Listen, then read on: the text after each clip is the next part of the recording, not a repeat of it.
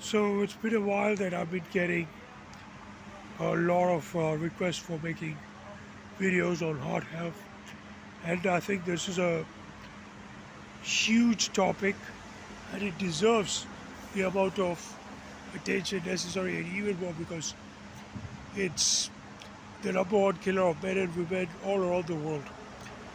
So the first thing to understand is that it's not something that happens overnight.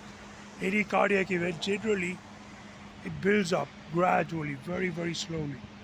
And what seems to be really shocking is that even for the most prominent cardiologist, it's an unknown fact.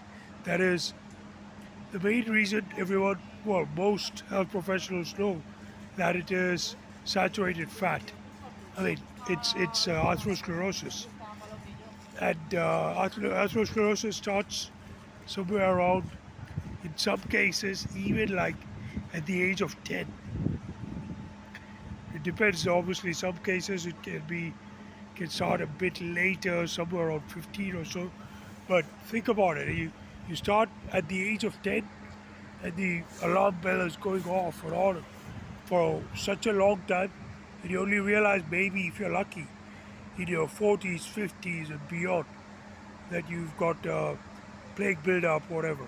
But atherosclerosis is just hardening of your arteries, which the number one culprit tends to be saturated fat. And for this matter, although there are so many other factors such as stress, sleep deprivation, dehydration, metabolic syndrome, etc. The gold standard for this one issue, first of all, you have to know exactly what saturated fat is. Many people think associated with processed meats and red meats and stuff, but it could be you could be having biscuits, and that contains plenty of saturated fat.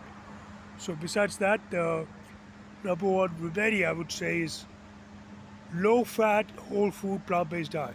It's the gold standard beyond even more than Okinawa diet or Mediterranean diet or whatever it is. So having said this, the number two would be avoid metabolic syndrome. And I know it is easier said than done, but it is what it is. And try to keep your insulin low.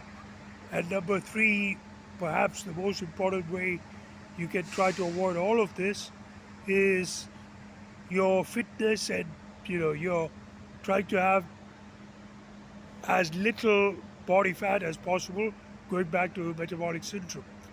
So all these three factors can really save your life.